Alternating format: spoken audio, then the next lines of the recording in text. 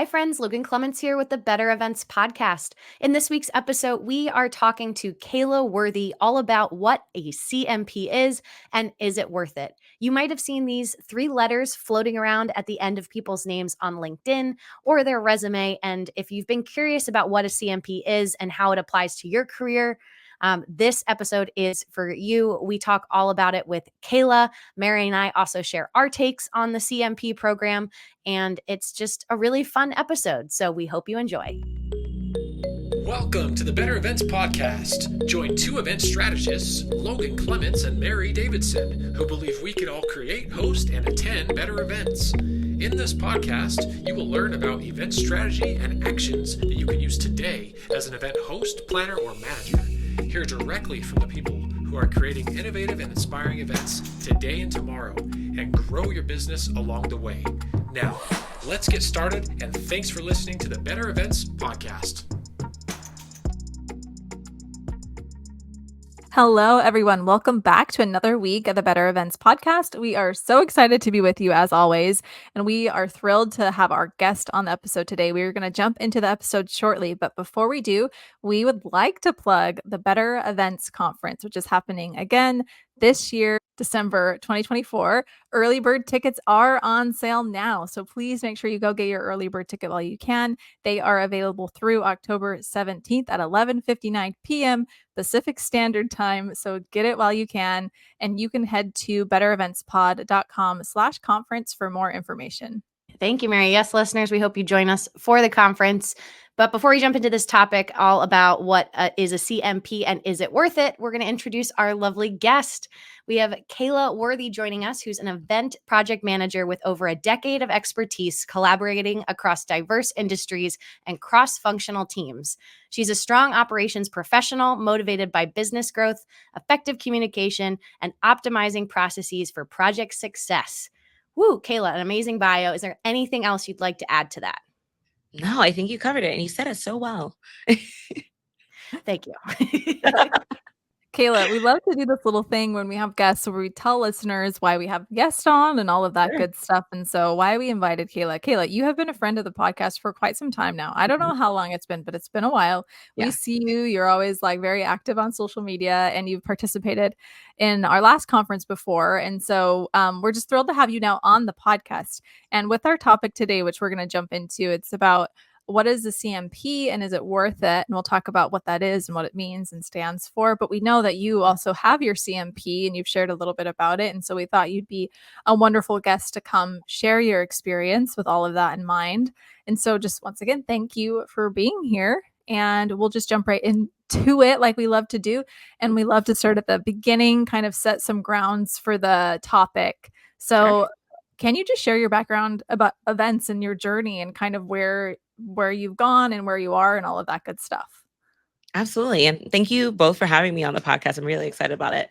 So my journey, I was thinking about this question quite a bit. And I realized I started planning events like back in high school, and I was in charge of organizing our prom or a prom fashion show. So senior and junior year, that was like my jam, and I loved it so much. But I never thought like anything about a career of it. If anything, I fast forward and you take that aptitude test that says you're supposed to be like a lawyer, an engineer, a doctor, and mine said industrial engineer, and I was like, well, I could do that, I guess. And I wasn't passionate about it. I did it and I gave tours in college, and I just realized I wanted something else. So I found hospitality management, and with that, I fell in love. Like the same spark that I had, like planning prom and planning the prom fashion show, same thing reignited back in college. And at the time, there wasn't an event specific degree. It was just hospitality management. So I took that and ran, but I knew I wanted to do events. And from there, found a career in different industries. So from healthcare to sports and entertainment to associations. And now I'm in my place of like corporate events. And I've been doing project management for that for about 5+ years. So global enterprise events are really where I live and breathe right now. So a little peek behind the curtain of my journey in events. Yeah, that's amazing. And I think talking about this topic for this week about a CMP, we did have a listener ask about this. And you're talking of the three of us, you are the only one with the CMP. Both Mary and I do not have it, but we know there's so much event jargon. So do you mind telling our listeners first what is the CMP, and like, are there other certifications as well that are in that same category or maybe even compete with it?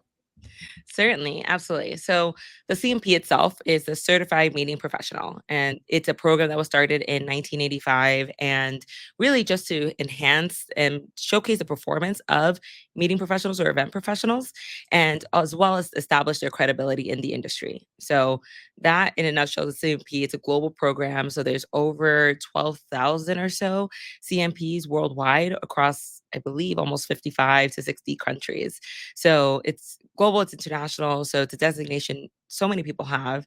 And since then, so many others have kind of sprouted. So there's about three, I would say, that are the top, but there's so many others that one can get. And these are a little bit more specialty. So there's the CMM, which is Certified Meeting Management, the CSEP, so that's more for special events. And then there's CEM, so that's more for exhibitors, trade shows. So these are a little bit more specialty, but the CMP, I would say, is a more global, more cross-functional, kind of larger, wider certificate that one can get. So how did you end up choosing the CMP? Why was that one kind of the one that stood out to you? And you might have just described it, but what would you say? Sure. No, it was really because of that global aspect and the overall generality of it, because it could encompass so many different aspects. I predominantly love planning and executing conferences, but I also work with trade shows and smaller galas, and I really kind of a breadth of events. So I didn't want to be limited to just one specific niche. I love the fact that you can kind of bounce around between all and really showcase your expertise across different platforms or different events. So that was my main goal for the CMP specifically, but I also wanted to make sure my expertise also had like the textbook knowledge tied to it. So that was more of why I chose the CMP in general, and also getting it. Event pros, listen up because this message is for you. We invite you to join us on the next Event Pros on the Go retreat in 2025. This is a retreat that I, Mary Davidson, co host with Laura Yarbrough Lloyd. And in 2025, we are going to Scotland in January for Castles and Collaboration. That's all going to be about historic castles and, you got it, collaboration for event industry professionals. And then in June 2025, we have Camp CEO for industry leaders, and we are going to Quebec City and Charlevoix, Canada, in a camp themed environment. Both retreats are so different one from the other, but we would love to see you there. So be sure to check out the show notes for more information. Yeah, and you've talked a bit about it, but I feel like, what are some, for our listeners here, from your perspective, what are some of the key benefits you've experienced from having a CMP, and like the impact that you've seen on your career, others, if you know, from colleagues who've also done it? Absolutely. So first and foremost, it's that credibility, that stamp in the ground that you are a certified meeting professional, you have experience and knowledge, and just shows that you're a bit more advanced in your career.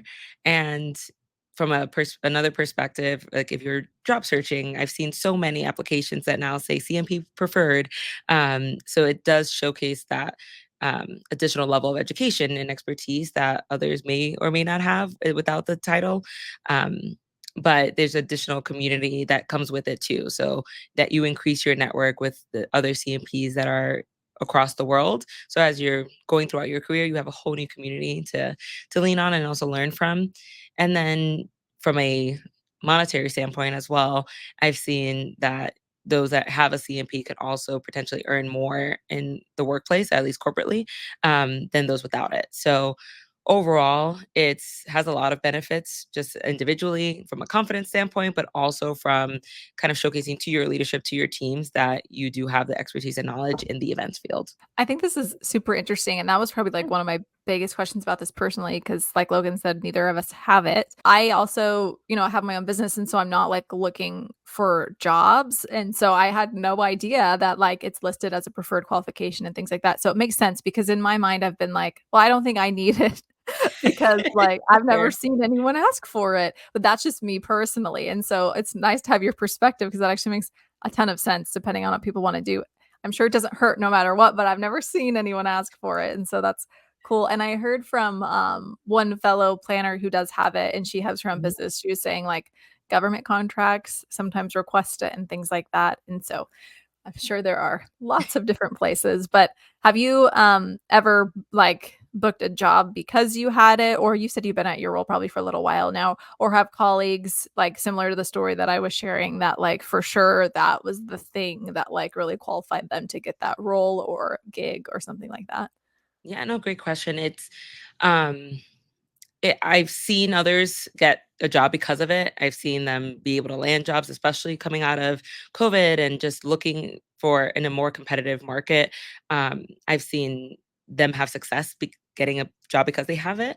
For myself, I would say it helped in aid my performance reviews as well as my next steps in my career. So looking at promotions, looking at other aspects of my role that I'd like to get into. So it definitely helped from that perspective. I personally have, because I've been in different roles for quite some time, I necessarily haven't used it to get a job, but it's also just proven my ability, I would say, within the current roles. And also I've seen others have great success with it. So um I'm personally, I think it's a great achievement to have. But I totally understand from your perspective of like, I own my business. This is my business. I am credible. It just may be different for just depending on which area you're in. But from a corporate world, I've seen a lot of like applications to ask for that. Yeah, it's interesting to see that kind of correlation for full-time work. But we've talked about some of the benefits, but now kind of diving into like what the Sure. CMP exam process looks like. Yeah. What can someone expect from that? Absolutely. So you have to apply to take the exam first. So for that, you need education and experience. And there are different sectors as to which part of that you can kind of check the box with. So I, at the time, had 24 months of experience plus an education degree. You can also have, I believe, over 36 months of experience without the degree. And then there's also if you're a student or have taken an internship. So there's three buckets for the education portion of it. Um, and then you also need 25 hours of continuing education credit, which you can get from almost anywhere from an event industry publication. So like meetings.net has opportunities and webinars that you can take. There's industry events that you can earn CEs at. So there's different ways to earn those continuing education credits, but it's also great knowledge just to see what other people are doing and teaching within the industry. And then once you actually are approved, you also have to submit your resume with that as well. Then you take the exam, and the exam is several questions long. I was in you can take it remotely, or you could take it in person. And I took it in person, and there's hundreds of questions. So you have to study, and ideally, unless you're one of those people that just pass with flying colors without studying. I envy those people all the time. I was one that I was like, I need a highlighter and I needed the books. So there are three pieces of material that are on the Event Industry Council website that you can get. I predominantly use the glossary, which is helpful for the key terms, things that you typically use in your job day to day, but there may be new ones that you haven't used as frequently. That's just good to know just because it is placed within the exam. And then there's basically like a textbook that you can get, a manual, and then that dives deeper into all of the different segments of the exam. So anywhere from strategy to stakeholder management, to setting up AV. So there's a lot of different aspects of the event industry that they go through, and it goes deeper and deeper into each avenue. So it really helps to dive in there. Yeah, no, and I think I've seen a lot. Did you Yeah. feel like I see everywhere there's like study groups that you Yeah. can sign up for? Is that something that you took advantage of or utilized in your prep process? I did. I did. I found strength in numbers, and you share notes, and that community starts there. So I worked with Joanne Dennison. So she is a CMP and guru. So she really has several different courses that you can take. They're webinars or in person as well. And you learn about taking the exam. She brings you through study groups, and she was, I would say, my saving grace for it. And creates those community aspects as well. So you're able to go to her courses and then retake it as well. So she was my main resource, but I know other industry associations that have their own study groups. So like MPI has study groups and their own like study process as well. So there are different avenues one can go through. She was just my preferred route, but lots of options. Or you could study by yourself and just highlight away. I love that there's resources though. I think that's super Yeah. cool. And to me, that even builds the credibility around it like a little bit more because people they're actually doing it and they're helping each other do it. So it's like, I don't know, I have FOMO. So I'm like, I want to be in a study group. even though- so we'll see. But this is kind of interesting too for anyone if you're listening. As we're planning the Better Events Conference, we reached out to the Vet Industry Council because we have had a lot of requests to see if we could get the conference or at least some of the sessions have credits for CMP. And so I don't know if you've been on this side of it, Kayla, or anyone, if you're listening to this and it sounds wrong, let us know as soon as possible. But what I was told from the Vet Industry Council is like, you can become a preferred partner of them and their program. And so like if you continually do a lot of programs like MPI and places like that, Yep. then they're already kind of approved for those processes and they can really Mhm. claim how many credits it's worth and all of those things. But I was also told that an individual who is seeking the CMP can also just submit and track on their own. It just has to qualify as far as I think like content, and then the length is really important as if it applies for a credit. But it doesn't have to be like we, the Better Events podcast, don't have to like officially go through them and say it's worth this many credits. You can just self-report if you're tracking your CMP hours. Does that sound wrong to you? It sounds right to me. I would say for me, the last path of least resistance was if I saw that it was already like I can get 1 CE hour for watching a webinar, then I just went because I was already known and I was Clear. so Yeah. fearful initially of like, is it going to be rejected? And is it not going to qualify? And so that was just the easiest, I think, for me. But yes, I've heard that you can. And I've seen the kind of the box on the back end of the website where you can self-report and share the link and the topic and where the source is. So it sounds right to me, but for sure listeners can confirm.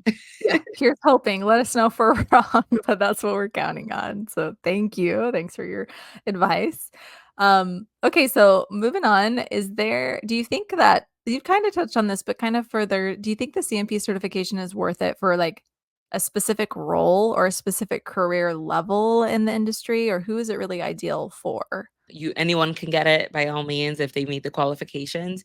And I would say, even just based on our current conversation, anyone that's in that corporate events role that is looking for that, it's a great certification to have, and it could be absolutely leveraged there. But I do think it is holistic. Like if you are in the event industry and you have it, it is that signal that you have that experience in addition to all, I'm sure, all of the years and time that you've been in the event industry. But it would say it's a holistic role. I've seen less like vendors have it necessarily unless they're in an event management agency.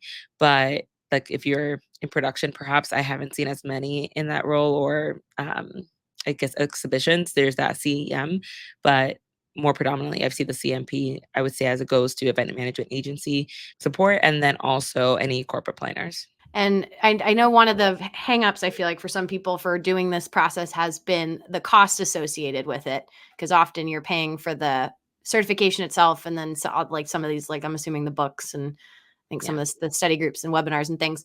Is that something, as you working full time for an organization, is that something you were able to get your company at the time to pay for or cover, or was that you personally investing in that this like added benefit? There was a portion that was paid for, but there was also a portion that I contributed myself financially. And when looking at it, I just really looking at the full cost and breaking it down, kind of like because you have to renew every 5 years if you do want it continuously. Um, so 5 years, and with the cost, I was like, it's kind of like a Hulu, Netflix subscription. So it's not much more than that. I guess if you break it down in those terms, I would say at first bulk, it does seem a little bit more expensive, but I've also looked at other certificates that are, and even just, yeah, other certificates and even higher education that is significantly more. So I would say, from my perspective, that you're getting your best bang for your buck by doing it, and a great return on that, especially as you're going through your career. So that the math made sense to me, where it's like $16 a month. I could get behind that. So It's a good way to break it down. When you renew it, do you have to take the test all over again, or is there a shorter process for renewing it. You have to take the test again and get this additional continuing education credits, which you can get throughout the 5 years pretty quickly, pretty easily. Industry events offer so many of them. Or if the better events, we could just submit that on the back end, then there's plenty of hours there. So that's probably the easier part. It's just a retaking of the test. I have heard when that it may be changing, like the actual exam in the coming years. So something to look out for. But right now, it's the same as what I've mentioned earlier. And with the test and the questions, I might have totally just made this up in my mind, but maybe it's true. I think during the pandemic, I took some like certification online that like reminded me of maybe like a very, very mini CMP. It was not at all at the same level, but I was trying to get some like certification. Sure. And it was like asking questions like how like if you have 100 guests, how many gallons of coffee do you need to order? Or like very specific like numbers and questions and kind of things like that. Is that what it's like?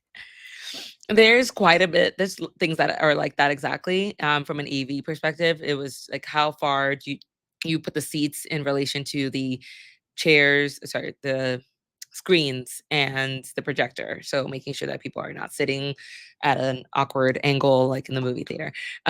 So there are questions mathematically that are like that, as same of what you described of how many people, and then divide that by the number of gallons of coffee and cups. So there is things of that nature, which we all know.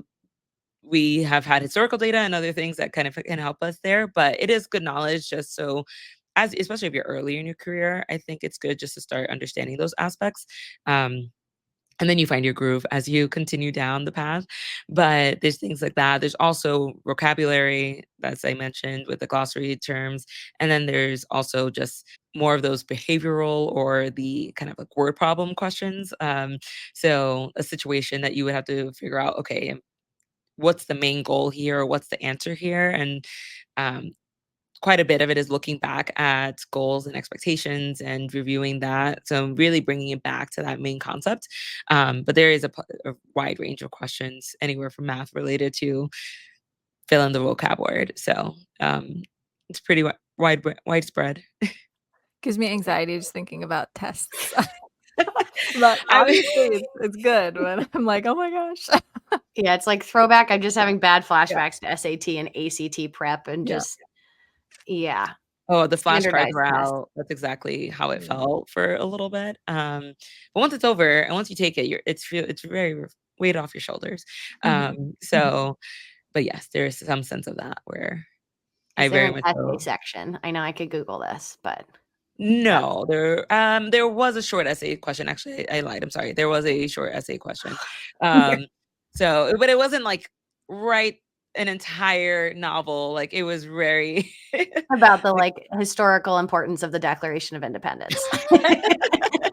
Please describe. No, it was pretty short. So it wasn't like a more long paragraph than essay and like write your thesis statement into the into the test. So. Well, I do think it's an interesting one for having not related to CMP, but you say about having the designation like after your name. Because I do know, like anecdotally, Mary and I both were up for one role with somebody else, and they picked Mary because she had an MBA, and that was like a client that would liked that it like stood out for that. So I haven't the only thing that's ever mattered, just for the record. but it's cool. I mean, it was never cool. come up again. I've thought, and that's why when I was looking at for the CMP, I was thinking, well, is this a time to get my MBA? And timing and finances and just really all of it inclusive. Like I just wasn't. It still hasn't been that time, I guess, but I keep thinking about it. Like maybe one day it will be. So the CMP was kind of like the shorter way, but also specialized for what I was doing to have that education background. But I've always admired those that have their MBA as well, because I've heard it's a great experience and also great knowledge to have. So one day maybe. So Mary, one day I will pick your brain about the MBA.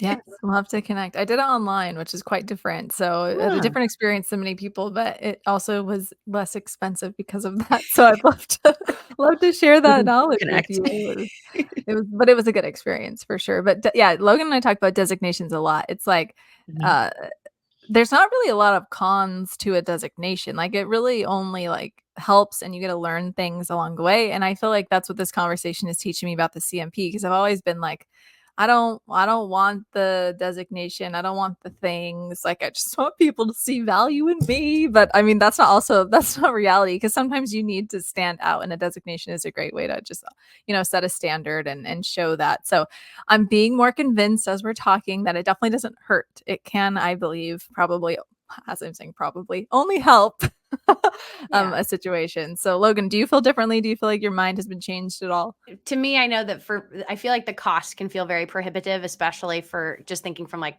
my perspective as knowing it's not a write-off.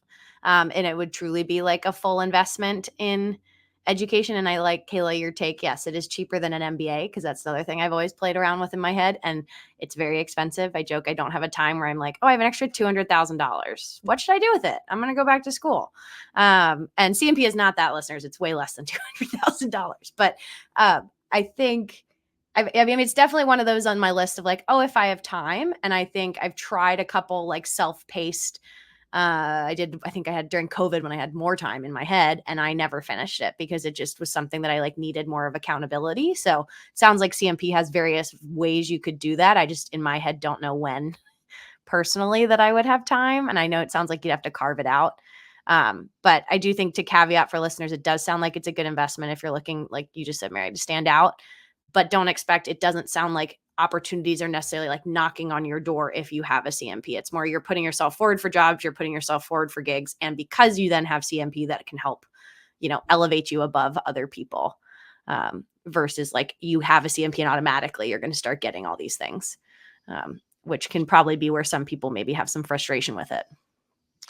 I can see that. And I think, like anything these days, no, I don't know who's knocking down all of our doors for just about anything other than, I guess, if you're on a reality TV show, they're going to your Instagram. But other than that, like it's another way to really just, like you said, stand out. But also, I think there's also another knowledge that you gain from it, and there's tools that you can use along the way. But I can completely understand how the cost can be prohibitive. I also did it at the time.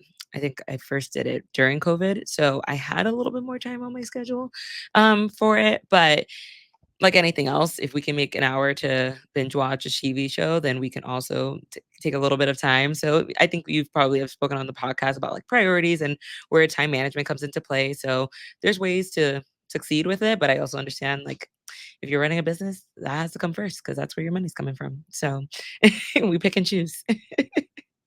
It's true, but I love that you said that, and I like that you said earlier it's like a Netflix subscription or whatever, because it does put it in a perspective, right? So if this is something that's important to you, maybe there is room for it for sure. But last question for you, Kayla. So we've gone through a lot of steps. You've shared a lot of helpful tips and tricks and things like that. Do you have any final thoughts or words of wisdom for those considering getting their CMP? So I personally am pro CMP, so I would say go do it. If you're nervous about it, there's plenty of resources, whether it's a LinkedIn or a Facebook group or me or whoever, to ask and pick their brain about it. Because I think fear sometimes get in the way of like, is it like the ACT and am I going to fail? And I understand that can be scary, but if you're at all interested, there's plenty of resources to help. So I definitely say do it. You can only grow from it. And that would be it. That would be it. I would say lean into it if you're interested. Amazing. Yes. To end on a high note of their CMP, as big conclusion, I'd say there's no drawbacks, from a career perspective. So, yeah. Well, thank you, Kayla, for being with us. Do you have any final thoughts? And then let us know, where can listeners find you? Absolutely. Well, thank you for having me on the podcast. Listeners can find me on Instagram at Worthy Events Co. And then also on LinkedIn, / Kayla C. Worthy. So both spaces, I'm available and open to talk and share more. And I'm going to plug your LinkedIn again for you, because I just think you've been doing some great stuff. You're very active and adding value to people's feeds. So listeners, please go give Kayla, it's linked in the show notes, but you can also search her Kayla Worthy and you can check out everything she's posting. Thank you. Thank you. And Mary, that brings us to our bonus tip, which you have this week. I certainly do. And as you know, sometimes they're related, sometimes they're not. This one is related to events, but it's kind of out there. So lately, I've been dealing with transportation.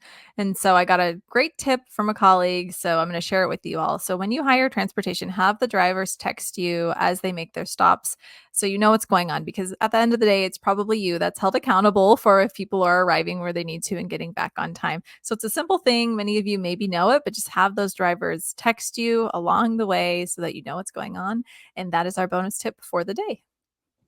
Amazing. Thank you so much, Mary. And listeners, that brings us to the end of this week's episode. You can follow us on Instagram, Facebook, and LinkedIn at Better Events Pod. You can send us an email at bettereventspod@gmail.com. You can connect with us on LinkedIn directly as well. Mary and I love hearing from you. And if you want even more Better Events content, register for the 2024 Better Events Conference at bettereventspod.com/conference. We are hosting that December 18th and 19th. And in the meantime, you're also welcome to join our private paid community on Substack, where you unlock more bonus episodes, and our private Discord, where we're sharing even more resources than we do here on the podcast. Thank you for listening, and we'll be back in your feeds again next Wednesday.